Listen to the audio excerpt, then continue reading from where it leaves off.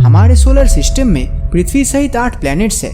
इनमें से कुछ ड्वार्फ प्लैनेट्स भी है और 200 से भी ज्यादा मून्स है। अगर हम बात करें हमारे पड़ोसी ग्रह मार्स की तो इसके 2 मून्स है। शनि और बृहस्पति के तो 70 से भी ज्यादा मून्स उनको ऑर्बिट करते हैं।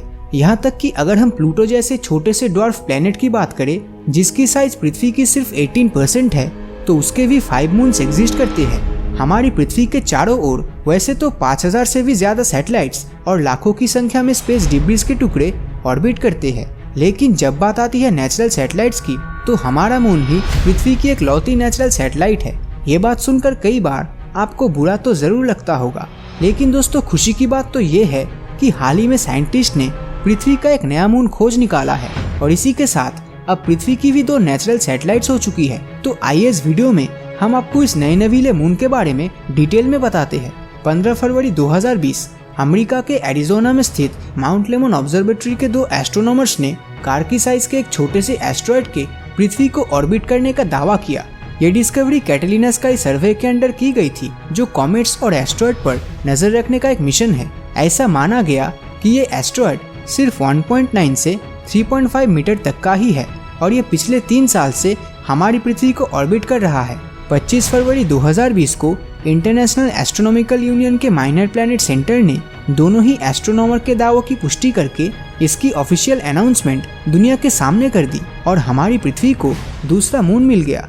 दोस्तों इसका नाम 2020 CD3 रखा गया है। इसकी हमारी पृथ्वी से दूरी चांद की दूरी के 0.2 से 4.5 तक बदलती रहती है और इसकी ऑर्बिट काफी ज्यादा फ्लक्चुएट करती रहती है। रिसेंटली नासा ने इसके ऑर्बिट का एक प्रॉपर ब्लूप्रिंट पब्लिश किया है, जिसमें आप देख सकते हैं कि ये बीच में व्हाइट सर्किल मून है और इसके सेंटर में हमारी धरती है जिसको मून ऑर्बिट कर रहा है और वही ये रेड कलर उस एस्ट्रॉयड को रिप्रेजेंट कर रहा है जो काफी इरेगुलर वे में धरती को ऑर्बिट कर रहा है। अभी तक यही माना जा रहा है कि ये एस्ट्रॉयड मार्स और जुपिटर के बीच मौजूद एस्ट्रॉयड बेल्ट से यहाँ पर आया है, लेकिन ये यहाँ तक कैसे आया? आखिर ऐसा क्या हुआ कि ये एस्ट्रॉयड बेल्ट से इतनी दूर हो गया? और सबसे बड़ा सवाल तो ये है कि ये पृथ्वी की ग्रेविटी में फंस कैसे गया?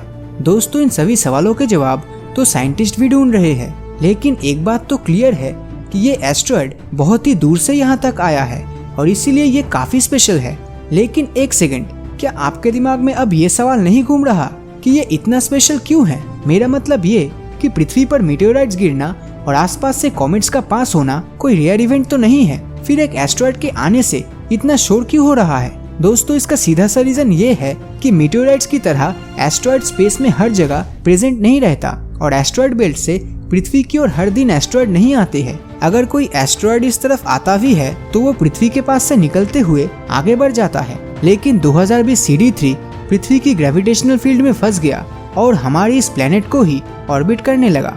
आपको बता दूं कि ऐसा आज तक की ह्यूमन हिस्ट्री में सिर्फ दूसरी ही बार हुआ है। सबसे पहले ऐसा सितंबर 2006 में हुआ था, जब 2006 RH-120 नाम के एक एस्ट्रॉयड ने हमारी पृथ्वी को जून 2007 तक यानी कि करीब 10 महीने तक ऑर्बिट किया था और फिर ये पृथ्वी के ऑर्बिट से निकलकर दूर अंतरिक्ष में चला गया था। तो क्या अब हमें पूरे सोलर सिस्टम में पृथ्वी के दूसरे मून की अनाउंसमेंट कर देनी चाहिए, या फिर 2020 CD3 भी 2006 RH-120 की तरह कुछ समय बाद हमारी ऑर्बिट को छोड़कर चला जाएगा?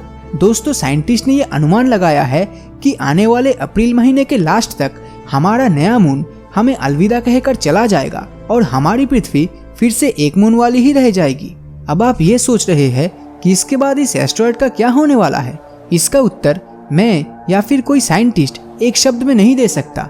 एक्चुअली यहाँ पर बहुत सारे पॉसिबिलिटीज हो सकते हैं। हो सकता है कि ये पृथ्वी के एटमॉस्फेयर में एंटर कर जाए और डिस्ट्रॉय हो जाए, या फिर ये सूरज की तरफ जाकर डिस्ट्रॉय भी हो सकता है। नहीं तो पृथ्वी से निकलकर ये अंतरिक्ष की यात्रा पर एक बार फिर से निकल सकता है या फिर एस्ट्रॉयड बेल्ट में वापस लौट सकता है। इसके अलावा साइंटिस्ट मानते हैं कि हो सकता है कि ये एस्ट्रॉयड हमारे मून की ग्रेविटी में फंस जाए और यूनिवर्स में हमें पहली बार मून देखने को मिल जाए। मून एक ऐसा ऑब्जेक्ट होता है जो मून को ऑर्बिट करता है, यानी कि मून का भी मून होता है।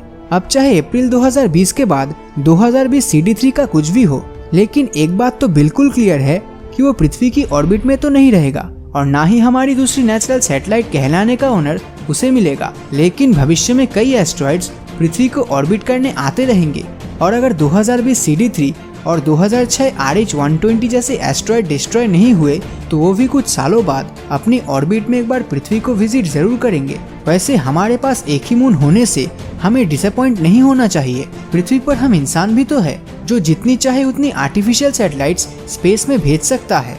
इस बात पर इस वीडियो पे एक लाइक तो बनता ही है। आपके 2020 CD3 एस्ट्रॉयड यानी कि हमारे टेम्पोररी मून के बारे में क्या विचार है, हमें कमेंट करके जरूर बताना। तो अगर ये वीडियो आपको अच्छा लगा तो इस वीडियो को लाइक और अपने दोस्तों के साथ शेयर करना मत भूलना। और अगर अभी तक आपने हमारे चैनल को सब्सक्राइब नहीं किया है तो सब्सक्राइब करके नोटिफिकेशन बेल को ऑन कर दीजिए, क्योंकि मैं ऐसे ही वीडियोस हर हफ्ते लाता रहता हूँ। तो मिलता हूँ आपसे अगले वीडियो में, और हमेशा की तरह थैंक्स फॉर वॉचिंग।